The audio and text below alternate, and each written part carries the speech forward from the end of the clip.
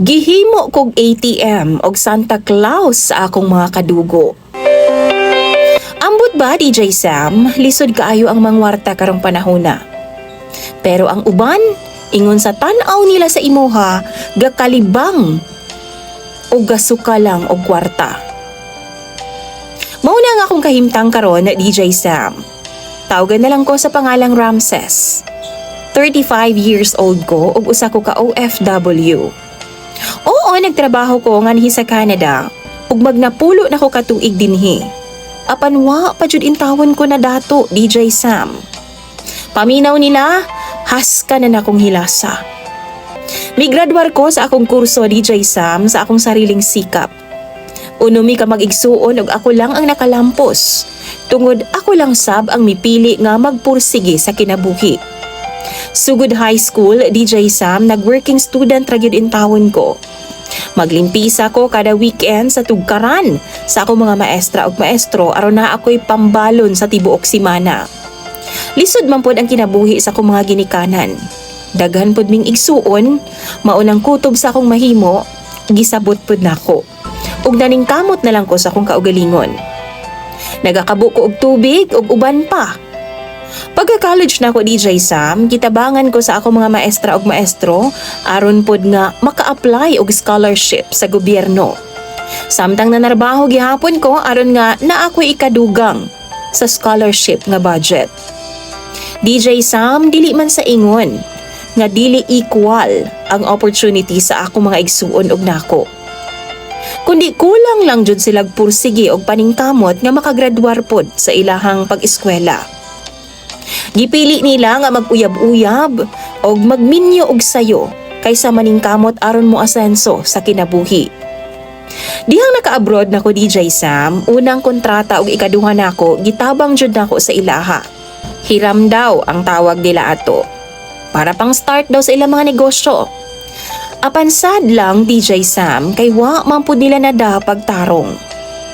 During pandemic, DJ Sam, ako ang misagop sa ilang tanan. Wa ko'y angal ni ana, tungod kay gisabot na ako ang sitwasyon. Apaning bag-o lang, mibagting jod ang akong dalunggan, DJ Sam, kay ako naman noon ang gusto nila nga pagastuhon sa ako mga pag-umangkon. Wa gabai, DJ Sam? DJ Sam, naapa ko'y duha ka senior nga ginasuportahan ang ako mga ginikanan. Mga nakay po ang akong misis dinhi, maong mibalibad nako nga di gyud ko makapaeskwela na sa ilang mga anak. Apan kabalumog unsay ilang hanggiingon?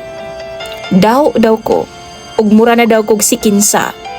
Moabot ang panahon nga muubos ra daw gihapon ko ug magabaan.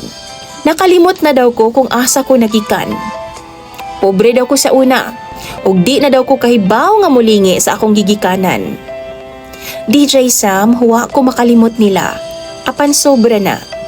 Nabalitaan pa gani nako nga ginakawat daw nila ang mga konsumo sa akong mga ginikanan didto. Maghilaktaw na nga akong mama kay inig uli nila matud pa sa akong amahan gikan sa simbahan. Abli na ang ilang bay ug nawala na daw ang mga groceries ug bugas. DJ Sam, naka-budget ra pud in taon nang ako ang gina-share sa akong mga ginikanan. Ang akong ginapada para na sa ilahang binulan nga budget sa pagkaon ug maintenance. Napay kuryente, tubig, tanan-tanan. DJ Sam, napuno nako. Kay ang akong maguwang babay, maupay gauna-una og post sa social media og mga negatibo about nako. Ug ang akong mga ginikanan na impluwensyahan daw sa akong kahangol. Karon, DJ Sam, kay baw mo, nasabtan na nako ang uban nga nung inig-asenso nila. Galikay na sila sa ilang mga kadugo. Kay trust me, usahay na ay mga kadugo kung kita nila nga miangat ka, kapyutan kanilag taman hangtod nga malusno na pud kasama nila. Mao nang wa gyud mo asenso sa pamilya. Ang kalagutan ng nako, DJ Sam, kay akong asawa ilang ginapangayuan pud o kung dili mo hatag ilang pasakitan og istorya. I-block na ako, DJ Sam, apan maghimo na pud silang bag-ong account. I-post ko na lang baka nino? Gusto na ko sila ipabarangay, DJ Sam, apan mipugong si mama kay lagi, mga igsuon raman po daw mi. Di na siya gusto gubot o kaulawan daw sa among pamilya. Mao nang DJ Sam ug sa imong mga followers.